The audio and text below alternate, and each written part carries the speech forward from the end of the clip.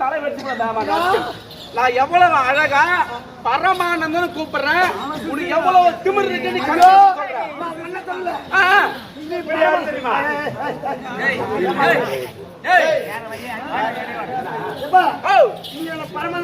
நானும் உன்ன பரமானந்தம் கூப்பிட்டேன். ஓ அவன் கருமாந்திரம் எட்டாம் தரம். ஓ அவன் காரியம். ஓ அப்படின்னா உங்க கதை கசப்பு தான் போக முடியுது.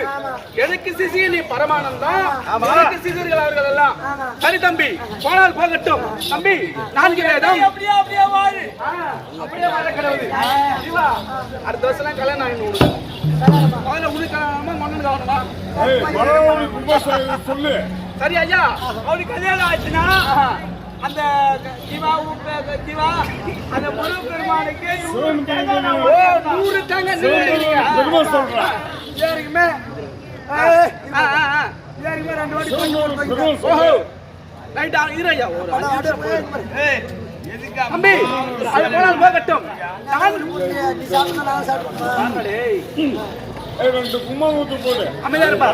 அப்பா நீங்க எதற்காக தெருக்கு வச்சிருக்காங்க தெரியுமா?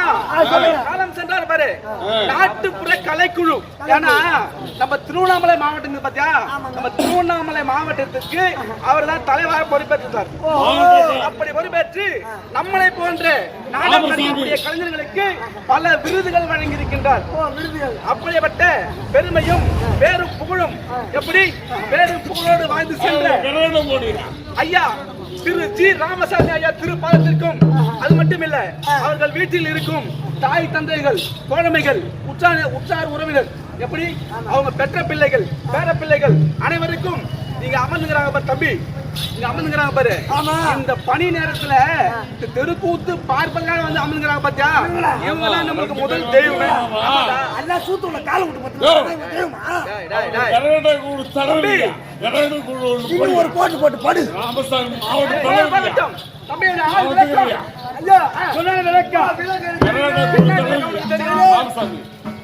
அமைதியார் சாமி பாட்டு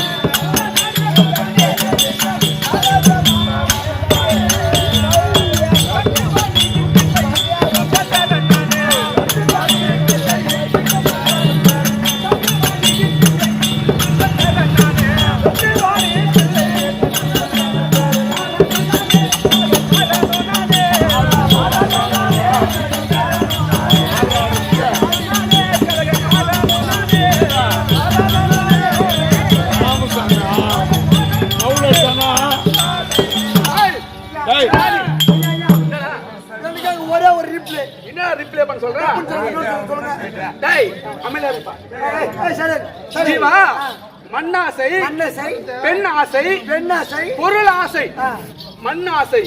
இந்த மண் இருக்கு பாத்தியா, அதுக்கு நான் ஆசைப்பட மாட்டேன். ஒரு பெண் இருக்கு பாத்தியா, பெண், அந்த பெண் மேல ஆசைப்பட மாட்டேன். அது மட்டும் இல்ல பொன் தெரியுமா நகை, அது மேல ஆசைப்பட மாட்டேன். இந்த மூன்றும் முற்றும் துறந்த மகா ஞானி.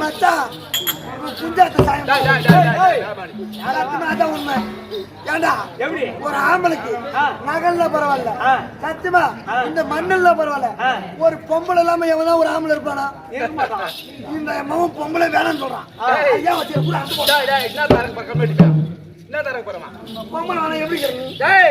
இந்த மூன்றும் வெறுத்து, மூன்றும் சிக்கற எந்த ஆசையும் கிடையாது. அவர் சொல்லக்கூடிய அர்த்தம் தெரியுமா? தேவர்கள் எல்லாம் ஒரு பூட்டு, பூட்டு இவர் ஒரு சாவி. ஓ சாவி, தேவர்கள் அனைவரும் ஒரு பூட்டு. அதை திறந்து வைப்பவனும் நானே, பூட்டி வைப்பவனும் நானே. அப்படி நாரத மகாமுனிவர் அது மட்டும்தான் விளக்கம். தம்பி நான் எப்படி பிறந்தேன் தெரியுமா? எப்படி? டேய், பிரம்மதேவனுக்கும் கலைவாணிக்கு பிறந்தவன் நாரத மகாமுனிவர். நாரத மகாமுனிவர். அப்படிதான் நீ கேள்விப்பட்டுக்கிற. என்ன சுயமா பெற்றெடுத்து தாய்கிறாங்க யார் தெரியுமா? அந்த கழுதைக்கு நான் பிறந்தேன், பொன்னாட்டியில் வளர்ந்தேன்.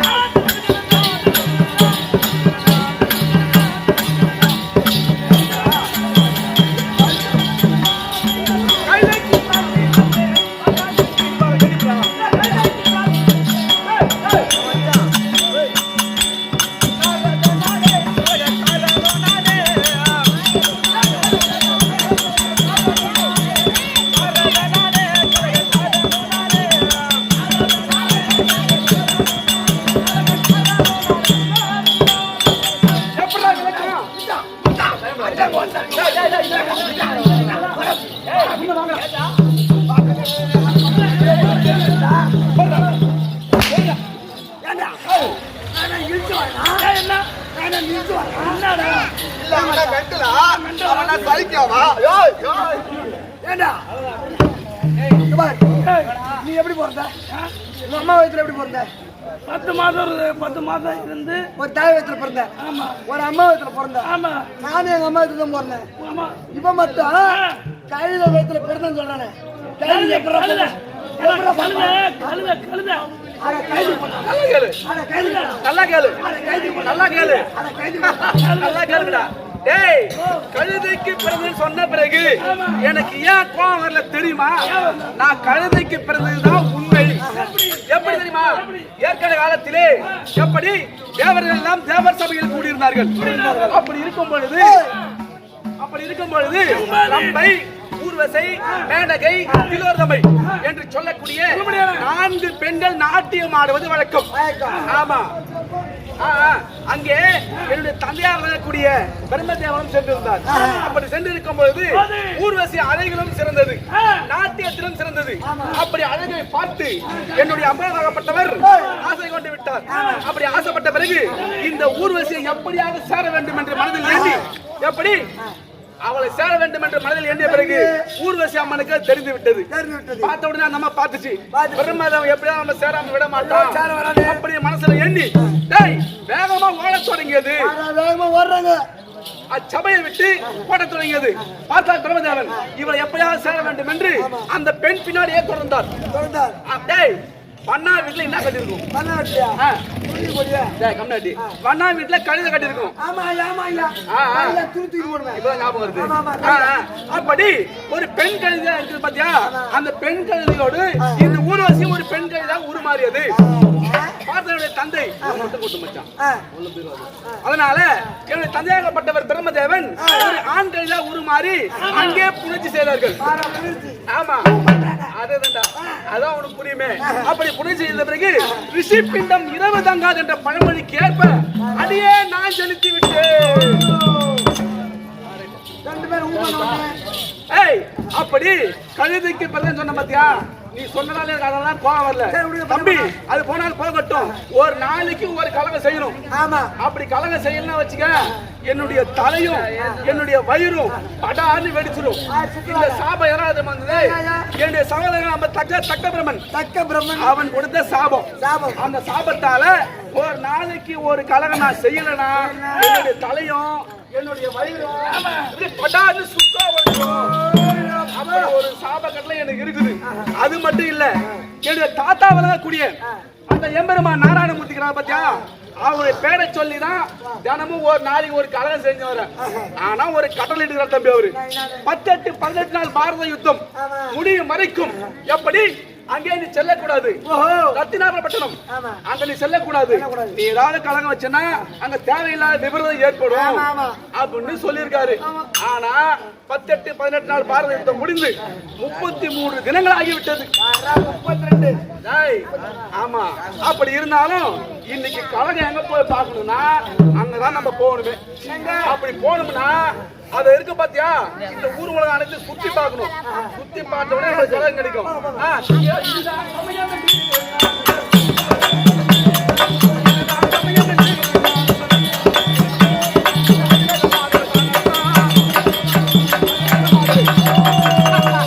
தம்பி கிடைத்து விட்டது. தம்பி இன்னைக்கு கலகம் நம்மளுக்கு பொறுத்து சுத்தமான இடம் எங்கங்க? ஏன்னா என்னுடைய தாத்தா இருக்காரு பாத்தியா மாலாய கண்ணன். மாலாய கண்ணன் அவர் சொல்லிய வார்த்தைகள் இவ்வளவு நாள் தட்டாமல் இருந்தேன். அடடே நாரதா, ஐயா துரியோதனாதிகளுக்கும் கௌரவன் என்று சொல்லக்கூடிய துரியோதனாதிகளுக்கும் ஆமா ஐவராஜர்களுக்கும் விடத்துரோது ஏற்பட்டு 18 நாள் பாரத யுத்தம் நியமிக்க போகின்றது. ஆமா இந்த யுத்தம் முடியும் வரை வரப்படாது அப்படின்னு சொல்லியிருந்தாரு. ஆனா அதையும் மீறி இங்க உள்ள வந்த பிறகுதான் நம்மளுக்கு விஷயமே கிடைச்சிக்குது. ஆனா இந்த விஷயம் எப்படி தெரியுமா? அத பாத்தியா 18 நாள் பாரத யுத்தத்தில் அங்கே மடிந்திருக்கிற சேனைகள் அனைத்தும் ஆமா நரநாரை அடித்துக் கொண்டிருக்கிறது. எப்படி அவர் மவால் பட்டியாக தொங்கிக் கொண்டிருக்கின்றார். ஆமா அதனால இந்த விஷயத்தை எப்படி அந்த தர்மபுத்திர மகாராஜ் அப்படின்னு சொல்ல வேணும். போலாமா?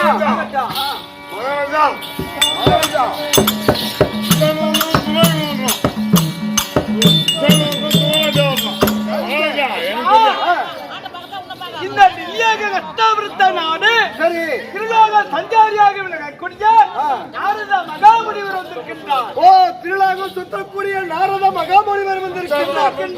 அப்படி வந்திருந்தால் தில்லியாகிய அசுராபுரத்துக்கு முதலாக இருக்கின்றார். அதனால அதற்கு சிம்மாசனம் கொடு. போடா ஐயா அந்த தர்மபுத்திர மகாராஜா தர்மபுரி உத்தரவை ரைட் ஆகட்டும். நிச்சயமாக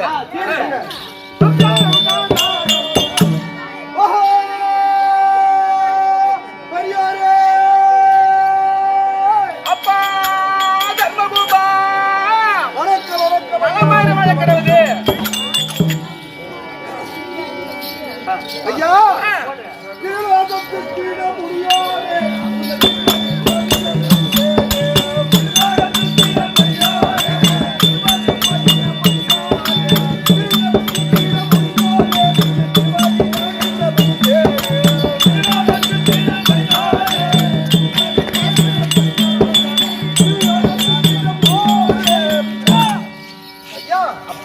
உன்னுடைய மலர்களுக்கு இந்த தர்மபுத்திர மகாராஜு உன்னுடைய மலர்களுக்கு அந்த பொறுமைக்கும் நம் படைத்த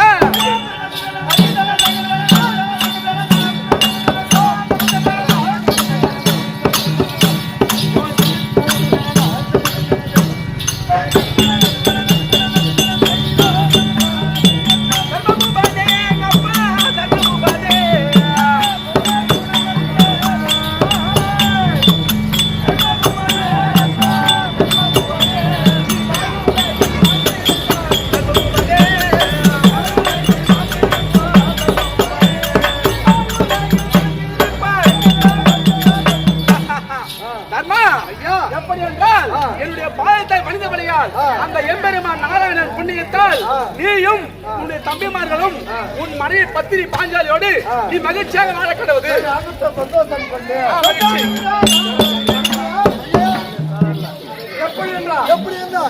கேட்க கூடாதான். இருந்தாலும் கேட்டுதான். ஆமா கேட்கலாம். கேட்டாலும் ஒண்ணு தவறு ஒன்று கிடையாது. ஐயா உன்னை தேடி உன்னை நாடி இந்த 18 நாள் பாரத முடியும் வரைக்கும் உண்மைதான் உங்களை பார்க்காமல் இருந்தேன். உண்மைதான். ஆனால் எனக்கு ஒரு சந்தோஷம் என்னன்னா உன்னை பார்த்ததே பெரிய மகிழ்ச்சி. அது மட்டும் இல்ல உனக்கு நன்மையான செய்தி ஒன்று.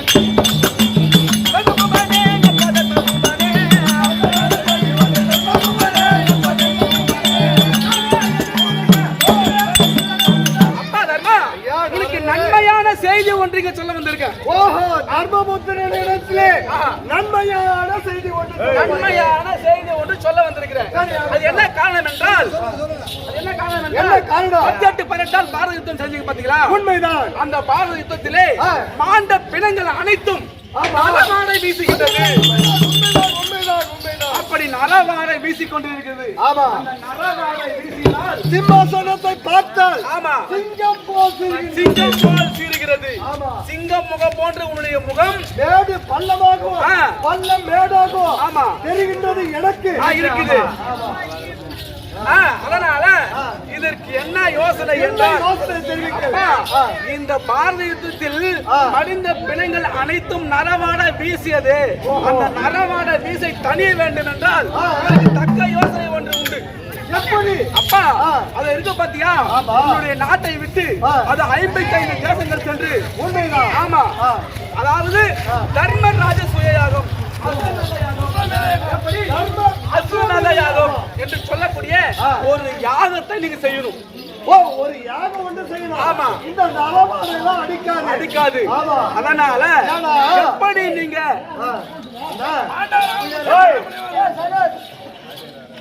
காலத்துல ஆமா பெருப்பா பிள்ளைங்க செத்துருக்காங்க. அதனால நரவாடை வீசுது. ஆமா. ஆமா, அவங்கள சொர்க்கம் சேர வேண்டும். இந்த வாசனையும் போக வேண்டும். ஓ, இந்த வாசனையை போக வேண்டும்.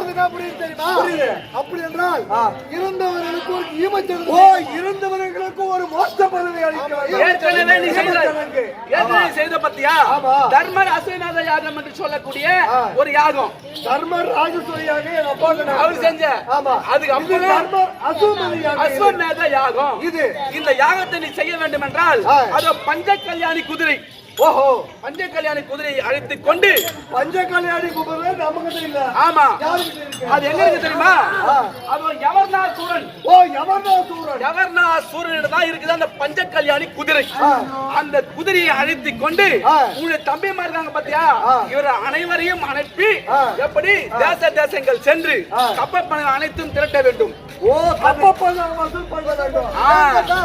நீங்கள் அரசாட்சியில் அமர்ந்து இன்னைக்குதான் 32 ஆமா இல்ல, எதுக்கு பணம் காசு எதுவே இல்ல. ஆமா, அதனால என்னால் முடிந்தால் அப்படி எல்லாம் உன் தம்பிமார்களை அழைத்து சென்று அனுப்பி வை. அது எப்படி தெரியுமா அனுப்ப வேண்டும்? இந்த பஞ்ச கல்யாணி குதிரை பின்னால் யார் வருகிறார்களோ எப்படி இந்த குதிரையை பிடித்து கட்டி அவரிடம் போர் புரியலாம். எப்படி செய்யலாம்? இந்த பஞ்ச கல்யாணி குதிரை பிடித்து கட்டலாம். அப்படி கட்ட தவறினால் கப்பற்பணம் கட்டலாம். அப்படி என்று நிருபம் எழுத வேண்டும். நீ மட்டும் என்ன தகாது, உன்னுடைய தம்பிமார்களை அனைவரையும் அழைத்து அவருடன் செல்ல வேண்டும். எப்படி? இதற்காக தான் நான் உன்னிடம் வந்தேன். என்னுடைய வேலை முடிந்து விட்டது. சென்று வரட்டுமா?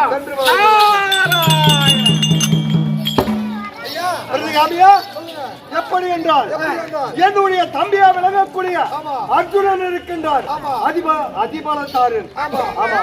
அவளை அழைத்து தக்க யோசனை செய்தால் தம்பி சென்று வருவார். தம்பி அழைத்து வாருங்கள், பிறகு தெரிவிக்கிறேன்.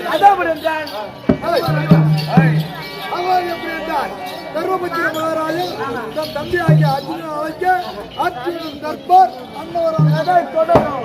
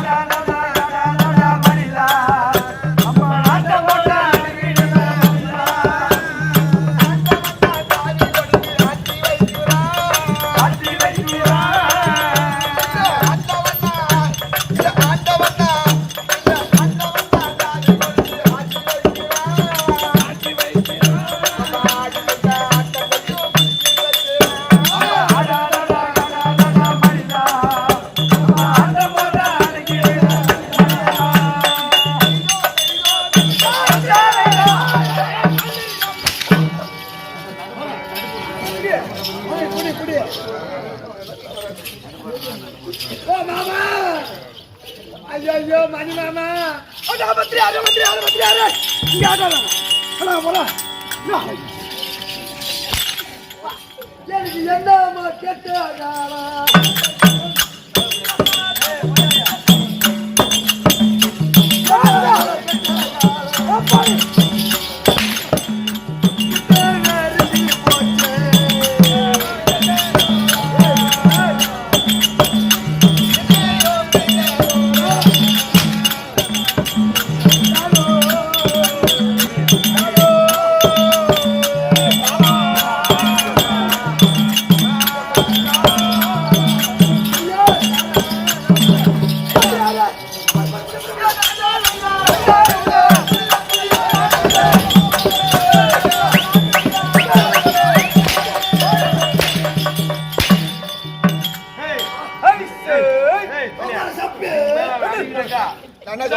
கை வச்சா கை சொல்றா. நான் என்ன சொல்றேன் ஏன்னா